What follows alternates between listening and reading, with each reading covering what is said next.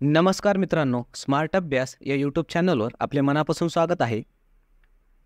आपली daily current अफेअर्सची जी series सुरू आहे त्यातील 5 जुलै रोजीचा हा आपण व्हिडिओ बघणार आहोत.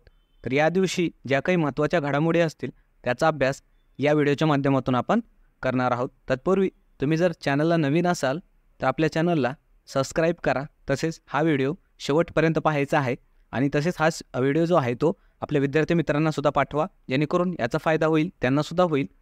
तर चला मग जास्त वेळ न घालवता आपण व्हिडिओला सुरुवात करूया. तर पहिला प्रश्न असेल की नुकतेच चर्चेत असणारे मनोज वाजपेयी दी डेफिनेटिव्ह बायोग्राफी या पुस्तकाचे लेखक कोण आहेत?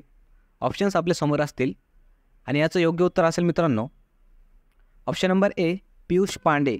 हे मनोज वाजपेयी यांच्यावर जे काही बायोग्राफी आहे दी डेफिनेटिव्ह याचे लेखक आहेत. तर त्यांच्याविषयी थोडीशी एक्स्ट्राची माहिती बघूया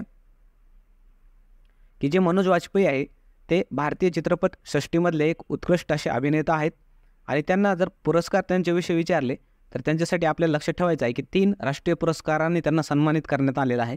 तसेच 6 फिल्मफेअर अवॉर्ड त्यांना मिळालेले आहेत आणि 2019 साली त्यांना पद्मश्री देऊनसुद्धा त्यांचा सन्मान करण्यात आलेला आहे. हे छोटीशी माहिती त्यांच्यासाठी आपण लक्षात ठेवली पाहिजे. त्याच्यानंतरचा प्रश्न मित्रांनो की एअर इंडिया ही कंपनी वैमानिकांसाठी दक्षिण आशियातील सर्वात मोठे फ्लाइंग ट्रेनिंग ऑर्गनायझेशन महाराष्ट्रात कुठे उभारणार आहे? ऑप्शन्स आपल्या समोर असेल मित्रांनो. आणि ही जी काही घडामोड आहे ती आपल्या महाराष्ट्राशी संबंधित असल्यामुळे आपल्याला जास्त महत्त्वाची आहे, म्हणून हे आपण स्टार करून ठेवू शकता. हे IMP प्रश्न असू शकतो आपल्या येणाऱ्या परीक्षेसाठी. तर याचं उत्तर काय असेल मित्रांनो? ऑप्शन नंबर डी अमरावती या ठिकाणी दक्षिण आशियामधला सर्वात मोठा जे काही पायलटसाठी ट्रेनिंग ऑर्गनायझेशन असणार आहे, जिथे की पायलट्सची ट्रेनिंग होणार आहे, त्याच्यासाठीचं ते हे जे काय आहे ऑर्गनायझेशन ते एअर इंडिया ही कंपनी उभी करणार आहे. तर ते आपल्या महाराष्ट्र राज्यातल्या अमरावती या ठिकाणी. त्याच्याविषयी थोडी माहिती बघूया. ही जी काय एअर इंडिया आहे ती टाटा ग्रुपची कंपनी आहे आणि ही एक विमान कंपनी आहे. आणि याचं उद्दिष्ट काय आहे, कशासाठी हे फ्लाइंग ऑर्गनायझेशन ट्रेनिंग ऑर्गनायझेशन उभं करणार आहे महाराष्ट्रामध्ये? कारण दरवर्षी 180 व्यावसायिक वैमानिकांना प्रशिक्षण देऊन अर्थात ट्रेनिंग देऊन त्यांना प्रशिक्षित करण्यासाठी या ऑर्गनायझेशनचं उभी केली जाणार आहे. तर त्या दृष्टीने हे आपण लक्षात ठेवलं पाहिजे. त्यानंतरचा प्रश्न असेल की नुकतेच भारत व मंगोलिया या देशांच्या दरम्यान सैन्य अभ्यास पार पडले, त्याचे नाव काय होते? तर ऑप्शन्स आपल्यासमोर असतील आणि याचं योग्य उत्तर असेल मित्रांनो ऑप्शन नंबर ए नोमॅडिक एलिफंट. हे या सैन्य अभ्यासाचे नाव होते, जे की भारत आणि मंगोलिया या 2 देशांच्या दरम्यान झालेलं आहे मित्रांनो. तर त्याविषयी थोडीशी माहिती घेऊया आपण की याचा कालावधी काय असणार आहे या सैन्य अभ्यासाचं. तर ते असणार आहे 3 जुलै ते 16 जुलै. त्यानंतर याचा उद्देश काय आहे, तर जे काही सेमी अर्बन तसेच माउंटेन टेरेन भाग जे असेल, म्हणजे जे काही दुर्गम असा भाग किंवा जे छोटे शहरं असतात अशा भागामध्ये सैन्य कारवाई कशा प्रकारे करता येईल याचा सराव या सैन्य अभ्यासामध्ये करण्यात आलेला आहे. तसेच जे काही इतर सैन्य अभ्यास आपल्या भारतासोबत झालेले आहेत इतर देशांचे, ते सुद्धा आपण लक्षात ठेवला पाहिजे, जेणेकरून जरी कसाही प्रश्न आला आपल्या परीक्षेमध्ये तरी आपल्याला ते सोडवता आलं पाहिजे. तर हे इतर सैन्य अभ्यास कोणते लक्षात ठेवायचे आहेत? तर पहिला असेल वज्रप्रहार, जे की भारत आणि अमेरिका या 2 देशांच्या दरम्यान झाला. दुसरा असेल शक्ती, जे की भारत आणि फ्रान्स या 2 देशांच्या दरम्यान झाला. त्यानंतर असेल अजय वॉरियर, जे की भारत आणि UK अर्थात युनायटेड किंगडम या 2 देशांच्या दरम्यान झाला. त्याच्यानंतर हँड इन हँड, जे की भारत आणि चीन. ही स्टार करून ठेवा, हे महत्त्वाचं आहे मित्रांनो, हँड इन हँड. त्याच्यानंतर असेल मैत्री, जे की भारत आणि थायलंड या 2 देशांच्या दरम्यान झाला. त्यानंतर असेल इंद्र, जे की भारत आणि रशिया या 2 देशांच्या दरम्यान झालेला आहे. पुढचा प्रश्न बघूया. पुमा इंडिया या कंपनीकडून कोणत्या खेळाडूची ब्रँड ॲम्बॅसेडर म्हणून निवड करण्यात आलेली आहे?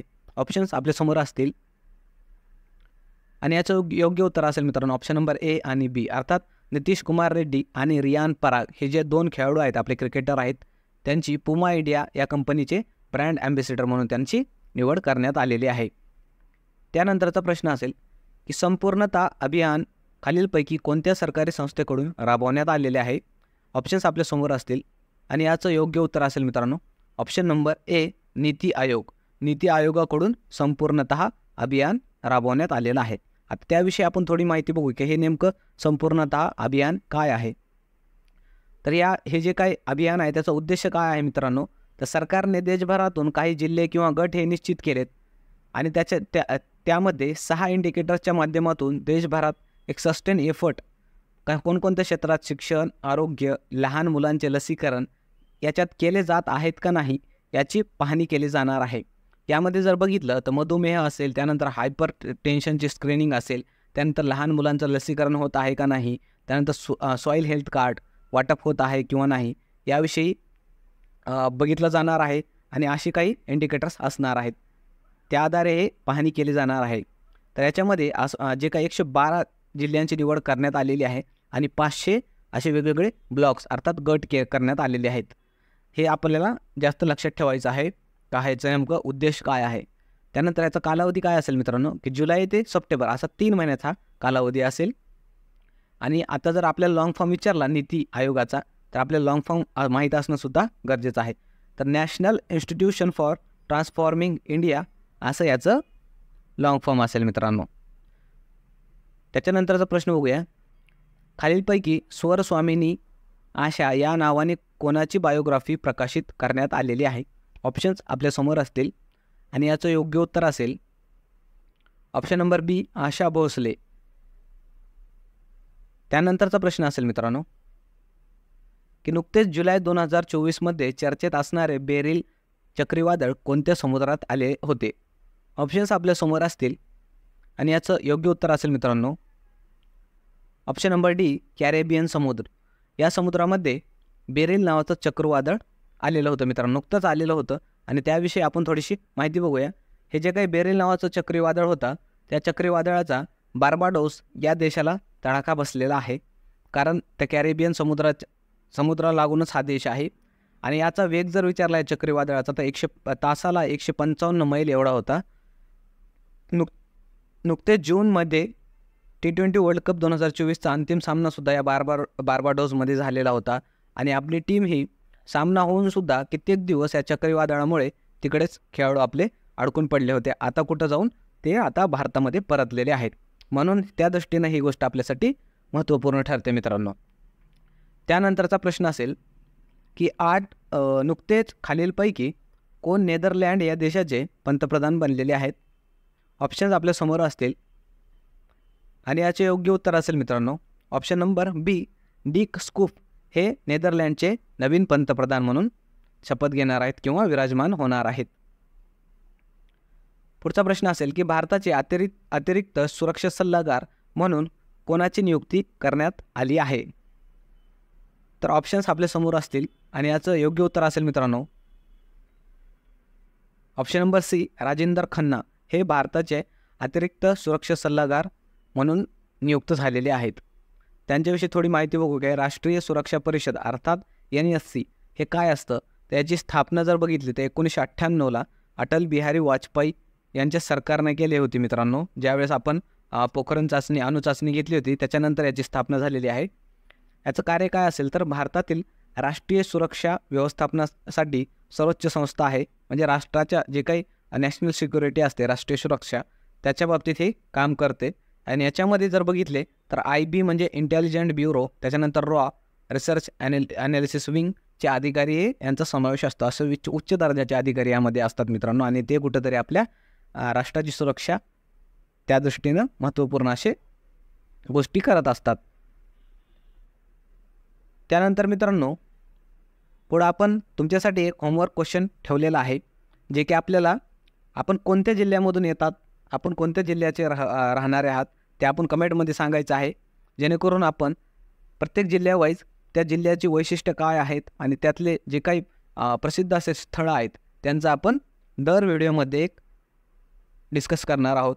तर आपण कमेंटमध्ये सांगायचं आपला जिल्हा कोणता आहे मित्रांनो. तर येणाऱ्या पुढच्या व्हिडिओमध्ये आपण त्याविषयीसुद्धा एक डेली क्विज घेणार आहोत, जेणेकरून आपल्याला आपल्या प्रत्येक जिल्ह्याची ओळख होणार आहे, जवळून ओळख होणार आहे.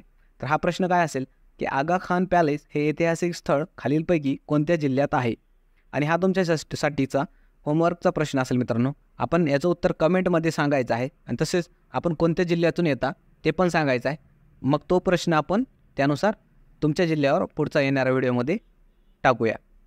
तोपर्यंत थांबूया मित्रांनो आणि व्हिडिओ कसा वाटला ते आपल्याला नक्की सांगा. आणि जर चॅनल आपल्याला आवडला असेल कंटेंट तर आपल्या चॅनलला सबस्क्राईब करा. आणि तसेच आपले जे काही नोट्स वगैरे आहेत मोफत, त्या लेक्चरच्या नोट्स मोफत मिळवण्यासाठी आपल्या टेलिग्राम चॅनल स्मार्ट अभ्यास 555 याला भेट द्या. तर थांबूया मित्रांनो.